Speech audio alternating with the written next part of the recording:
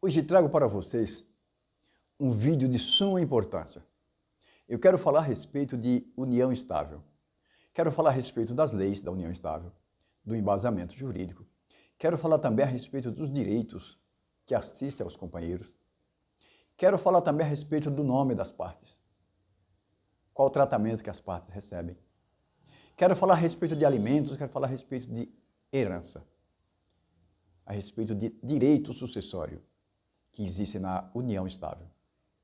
Mas antes que eu fale do vídeo propriamente dito, não se esqueça de deixar o seu like, se inscrever no meu canal, que se deixar para o final, provavelmente vai esquecer. Então já faça logo no início, para não correr o risco de esquecer. É muito importante a inscrição de vocês, é muito importante o like de vocês, para que esse canal possa crescer.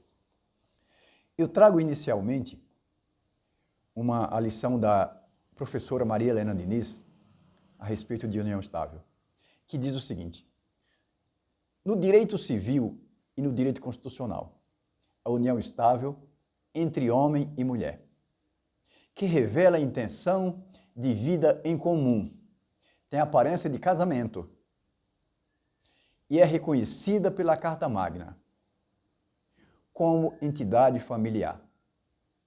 Aí traz aqui, é a convivência duradoura, pública e contínua entre um homem e uma mulher, estabelecida com o objetivo de constituição de família.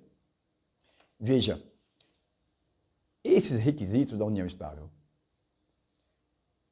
é pública, duradoura, contínua e tem o objetivo de constituição de família, como acontece também no casamento. Quando se casa, está pensando em algo duradouro. Pode acontecer os problemas da vida, que venha ter uma cisão desse casamento, mas o intuito de quem se casa é ter um casamento duradouro. A mesma coisa é a união estável. Porque para se reconhecer uma união estável, tem que haver esse intuito de uma convivência duradoura. Aqui não se pugna pela efemeridade, por coisas passageiras, por aventuras, chamado a fé. Não. Aqui é algo duradouro. Por isso ela pode ser convertida em casamento, como eu vou falar mais adiante, quando eu citar a Constituição e também as leis que estribam a união estável. Já no artigo 226, parágrafo 3º da Constituição da República Federativa do Brasil, traz o seguinte: para efeito do Estado, é reconhecida a união estável entre o homem e a mulher, como entidade familiar, devendo a lei facilitar sua conversão em casamento. Veja que a própria Constituição de 88 já trouxe essa possibilidade de uma conversão da união estável em casamento, dada a importância desse vínculo familiar que é formado entre o homem e uma mulher, com o intuito de ter uma convivência duradoura, contínua, ou seja, viver de forma digna, de forma respeitosa. Mais à frente aqui, a lei 8.971, de 1994, traz o seguinte, sobre a união estável: a regulação desse direito. E essa lei chama as partes que formam a união estável de companheiros. Esse é o nome que a lei dá para essas partes. É chamado de companheiro, é chamado de convivente, depois a outra lei vai falar de os conviventes. Mas essa lei os trata como companheiro.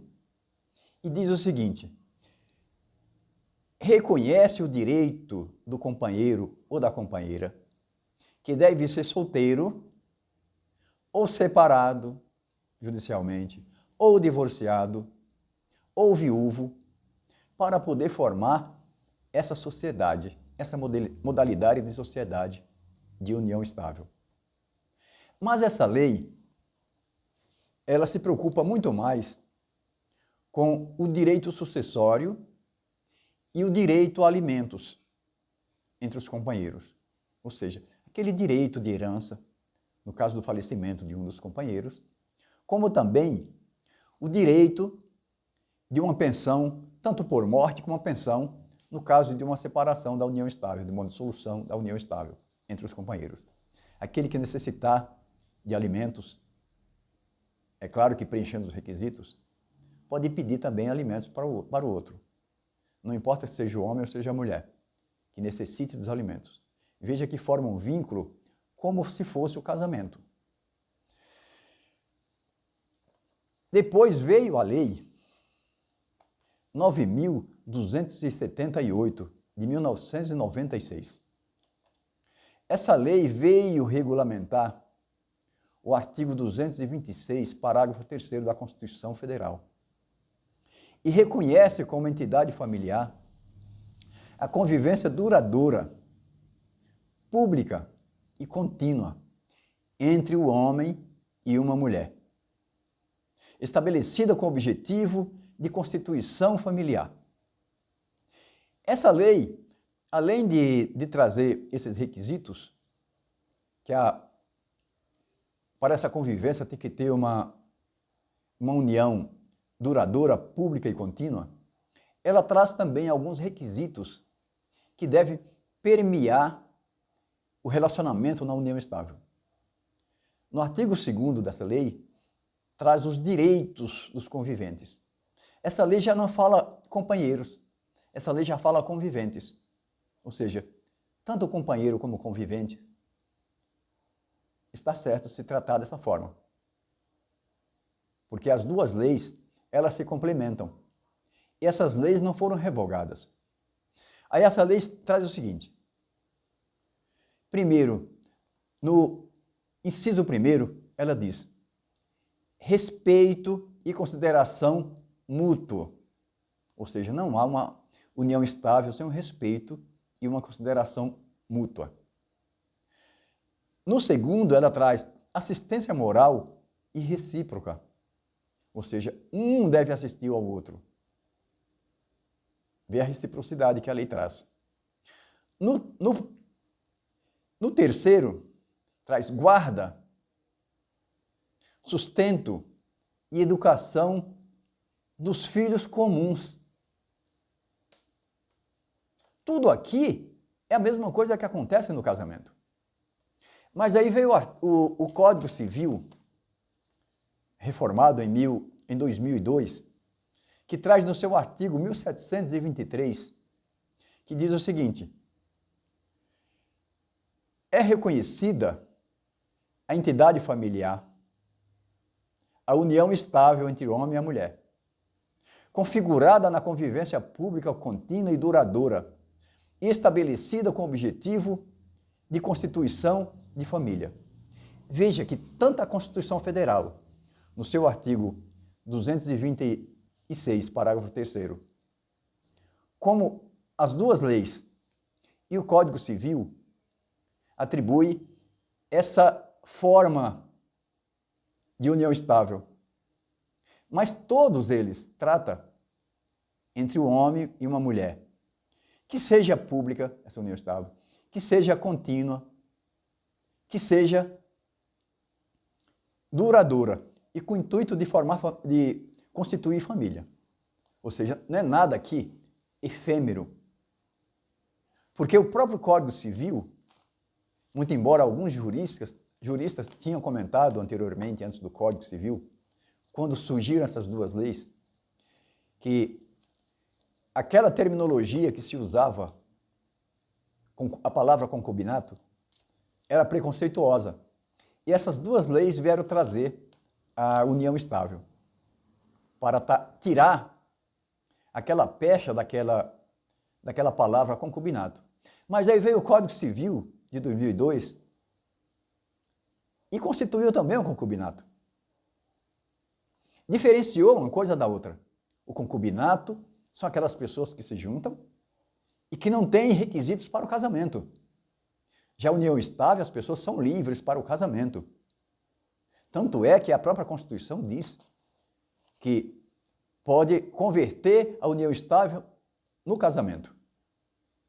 Porém, tem um requisito para o casamento que a união estável não exige. Por exemplo, para o casamento, não basta apenas estar separado judicialmente. É necessário o divórcio para pôr fim no vínculo matrimonial. Já no caso da união estável, pode constituir união estável a pessoa que está separada judicialmente. Mas se estiver separada de fato, não pode constituir união estável. Se for casado, não pode constituir união estável. Não é união estável, é concubinato. A união estável, para ter esses direitos, tem que ser pessoas livres, que podem casar. Essas pessoas podem formar união estável.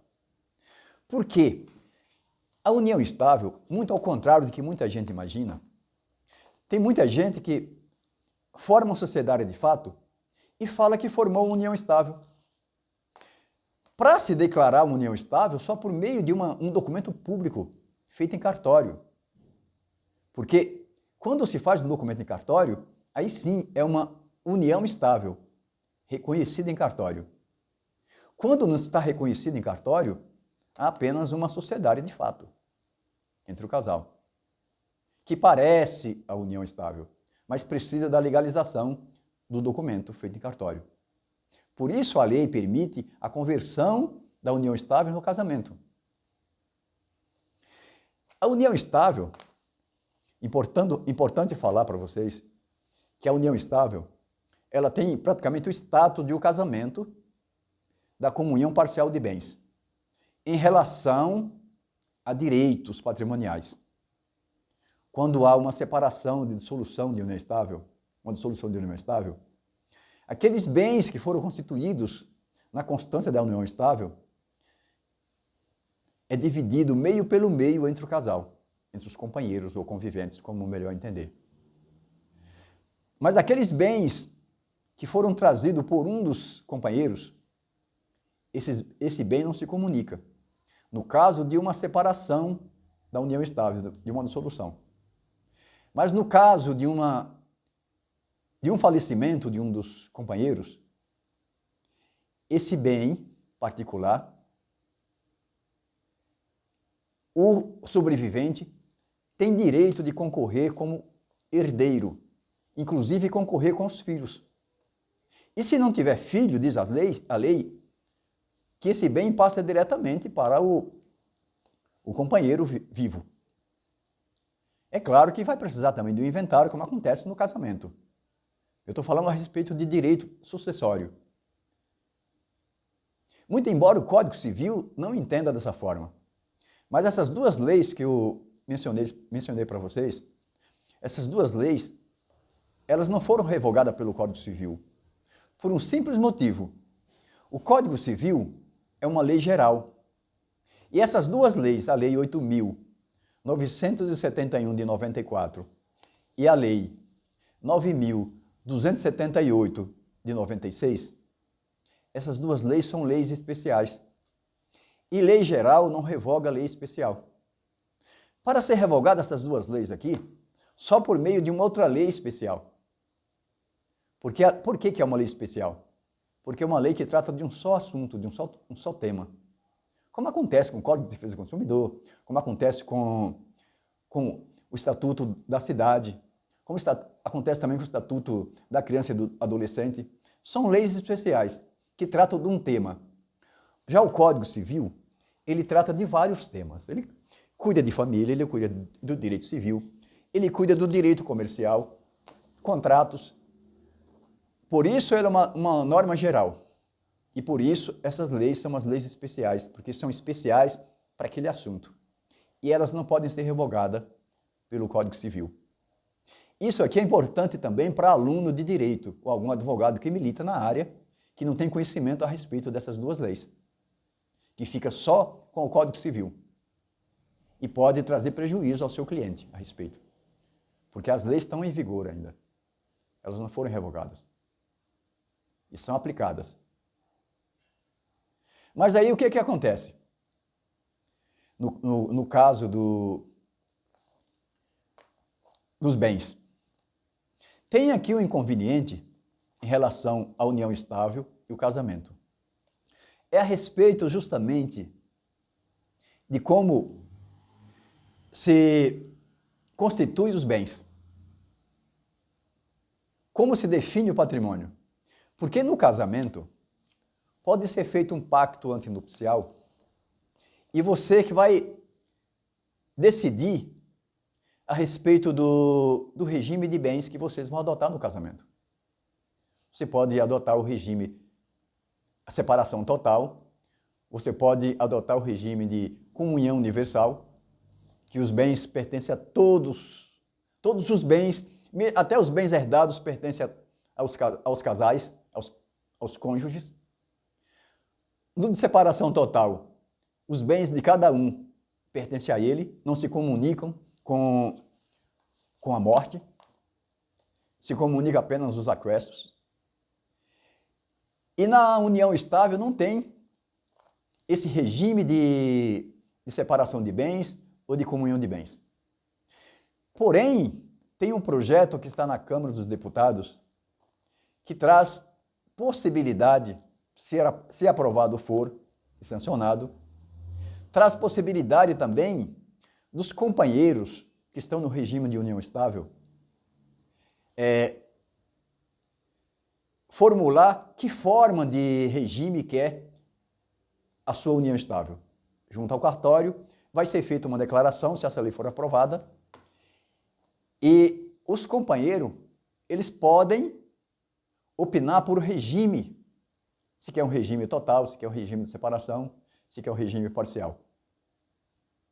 Isso é o que eu tinha para falar para vocês hoje a respeito da união estável, mas falo para vocês, o casamento ainda é mais seguro. O regime da união estável, uma vez declarado em cartório, tem a segurança do marco inicial. Porque quando se forma uma união estável, mas de fato que não está registrado em cartório, para se provar o lapso temporal daquela união estável, é necessário fazer uma ação de reconhecimento de união estável. E depende de provas. Às vezes depende de testemunha, depende do judiciário. E tudo é muito demorado no judiciário hoje. Se acontece um falecimento entre as partes, está em união estável, sem essa declaração feita em cartório, mas aquela união estável de fato, muito embora a pessoa tenha direito nos bens do falecido, tenha o direito sucessório garantido, mas não tem legitimidade naquele momento, por exemplo, para entrar com inventário em seu nome. Porque não tem uma declaração de união estável. Tem que entrar com inventário e entrar com uma ação em juízo para se declarar essa união estável, para poder ter legitimidade de ser, por exemplo, um inventariante. Isso tudo pode demorar e, às vezes, quando se termina uma ação de reconhecimento de união estável, pode acontecer que quem ficou na posse dos bens, na administração dos bens, já dilapidou o patrimônio. Como acontece quando tem filhos maiores, às vezes só do que faleceu, esses filhos estão na posse da administração dos bens. Tudo isso é um inconveniente. Aí também pode surgir uma pergunta de vocês. Mas se eu fizer uma declaração entre nós, tem validade? Tem validade para algumas coisas. Por exemplo, para incluir num plano de saúde e também para mostrar o marco de início daquela união estável.